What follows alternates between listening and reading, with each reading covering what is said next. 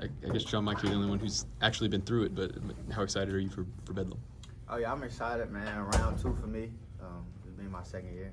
Last year, Bedlam was a great experience. We were able to go 3-0 against them every time we played them last year, so we're just looking to use that to really get a dub against a good OU team this year. But, you know, I'm excited. The fans are excited. You know, I always look forward to this game. Brandon and Connor, you guys have been around, obviously, the game your whole life. What are kind of your first memories of Bedlam basketball for both of you? My first memories, probably just watching Marcus Smart and then Buddy Hield and all of them. I mean, it's always been a good rivalry. It's always good games, always beef, always something going on. So it's always been entertaining. What about you, Brandon? I'll say, like he said, watching Marcus Smart, and it's always like Bedlam, always a big game and interesting, and it's gonna be a fight out there. What side of Bedlam did you grow up on, Connor? I actually didn't grow up on either side, so I grew up a Kansas fan actually, because both my parents are from Kansas, so I was an out-of-state guy. You've seen a lot of good basketball. I have, yeah, I have. And Brandon, were you leaning one way or the other on Bedlam growing up? I mean, a little bit OU just because I'm from around that area, and then everything's OU over there. But OU should always be my dream school. So, When did it kind of shift for you? like I'll say like 8th grade, Okay. going into high school. What made that shift? Why? Coach B just Okay. talked to me, connected with me. Brandon, when did you first meet Tommy Griffin, and what has he meant to you throughout your career? I first met him in 8th grade going into Del City. It meant a lot just because, you know, it's Blake Griffin's dad, and he been with me for all 4 years when I was in high school, and he knows a lot about basketball, so he's teaching me different things. He taught Blake, and he's just a great guy. I mean, and he, when you were with Coach Hatchett, he was kind of the big man coach for you, wasn't he? Yeah. He was always working with me and a couple other guys that was a grade below me, so. Did his, his energy and positivity have always seemed Yeah. pretty He's strong. always a positive guy. He don't let you do nothing wrong, and he always on us in practice, or out of practice. So yeah, he's just a great guy. Obviously, with his boys both having played on the other side of this, he give you any trouble about this, or does he stay away from it? I mean, not really. He may crack a joke here and there, but he really stay away from it.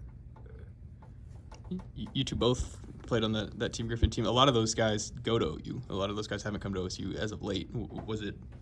I don't know. Was there any pressure for you guys to go to OU whenever you were a part of that program? Not really, honestly. Yeah. I mean, everybody was getting recruited from all these schools across the nation, so it was just whatever fit you the best. John Michael, I mean, OU's kind of had an up and down season a little bit themselves. What maybe have you seen from OU on film, and anything you remember from last year from that matchup? From what I've seen, I know they're a fiery team. They like to get up and down. I know they got a good guard. I can't remember his name. But, you know, I seen that, you know, they started off hot. You know, I think they was top 25, and they kind of dropped down a little bit. But, I mean, me as a player, I understand how the seasons go. And, you know, you can't take that to any consideration, really, because the team's still a good team. Even though they may have lost some games that they feel like they should have won. You know, you got to go in with the same type of mindset to win. And but they're from what I've seen, they're a good team. Yeah. Seems like Houston kind of snowballed on you guys. What did you guys learn from that experience? It was just a reminder that we can't have droughts in our offense like we did that game. And Houston, they're a pretty good team, tough team, and had a well-organized system. And, you know, wasn't too much to learn from it. It's just got to remind ourselves not to have those droughts. Connor, 10 games into Big 12 play. I mean, is this kind of what you expect? They talk about it's the best conference. Every team can compete. I mean, just kind of your thoughts on the first 10 games of conference play. Yeah, I mean, every game's a battle. I mean, they say that playing in the Big 12 is like playing them in March Madness every game. So you just got to come in with every game of no matter what team has what record, you got to treat them all the same because everyone's going to be a battle. So you got to be ready for all of it. Connor, in a bit of a shooting slump right now, I think it's fair to say. The guys keep saying shooter, shoot, shooter, shoot. How do you kind of keep reminding yourself to just keep pulling them? Yeah, I mean, I just can't think about it. I mean, you just got to think the next one's going in. Obviously, they're not going in as I would like them to right now, so you just got to keep working, keep putting shots up, and then they'll eventually fall. So. just gotta keep shoot yourself out of it. The guys have talked about you doing other things. That's not necessarily the shooting. Is that kind of a good way to keep your rhythm going? Is hustle plays and playing defense stuff like that? Yeah, for sure. I mean, whenever shots aren't falling, you have to find another way to impact the game, whether that's rebounding, guarding on the ball. I mean, getting steals, getting assists, all that stuff. So you got to find other ways to impact the game. Brandon, you're gonna obviously be matched up with Sam on Saturday. He leads the conference in offensive rebounds. Just how are you gonna try to defend in the paint? Just, my coach is going to help me with trying to defend him and stuff, but mainly just boxing him out, make sure he don't get that extra effort and give his team the ball again. How do you feel like you've grown through these first 9 or 10 games of conference, but playing against Hunter Dickinson, some of these best bigs? How do you feel like your game has grown? Just playing against them, me getting better in practice, coaches getting after me, not taking no days off, and just playing against the best players in the league. I feel like it's making me better. Do you think it's like one aspect or a skill that you've kind of picked up on or kind of developed in these last 2 months? I'll say my offensive game, just scoring the ball more. Isn't this more comfortable now versus back in November? Yeah, I say more comfortable. Yeah. Connor, what was your involvement with OU? I know OSU offered you kind of late. What was your kind of involvement with OU in the process? They reached out a couple times after Peach Jam. They wanted me to come down on a visit, but they never offered me. But they wanted me to come down and check it out. But I never got the opportunity to because OSU hopped on quicker than they did. So. Eric started the season, was starting, and now he's kind of moved into more of a bench role. He kind of helps a lot, at the second unit. How do you guys think he's handled that from a teammate's perspective? I think he's handled it very well. He's always positive in practice and even in the games. And when he comes in, he gives us a boost off the bench that he would have given us if he started the game. And to us, it doesn't seem like anything really changed because he still gives up the same production. And, he plays hard and he gives it his all, and he really loves the game. So for a freshman, for that to happen to, he's really handling it very maturely. Yeah, how do you think it speaks to his skill set that he's been able to really play so many different roles in such a short time in his freshman year? Yeah, I think it speaks a lot. I mean, Eric's a very versatile player. He can shoot, he can dribble, he can pass, and his ceiling is very high. And he continues to work on his game every day, and it really speaks to his character, how he's handling this and still being able to give us his all 100% throughout the games with no attitude and nothing but positive messages towards his team and coaches. You guys have played in several sellout crowds this year, and obviously OU I think has had 3 this season. What will that be like, and just being able to have that type of audience? I think it'll be good. I mean, obviously since it's Bedlam, everybody's gonna want to show out and support their team, and it's gonna be a hostile environment. So you just gotta go in knowing that it's just us in there. We gotta stick together to get this win. So I think it's gonna be maybe a little bit like unofficial Toby Keith night in there, with how big of a OU fan stuff he was. They're serving all the drinks in like red solo cups.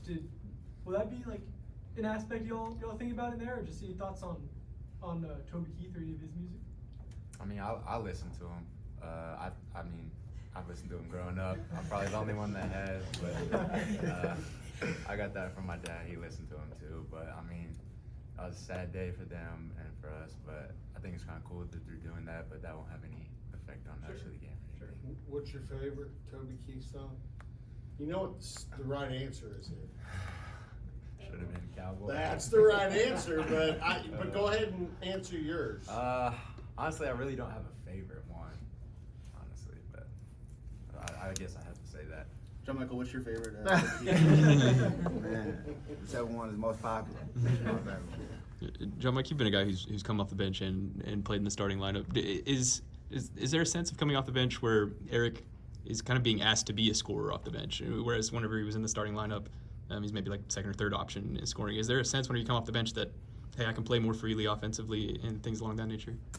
Maybe. I don't think the coaches have told him that, like, come off the bench to score. They may have. I don't know. But I think in his position, he does feel like he's a big option in the second unit.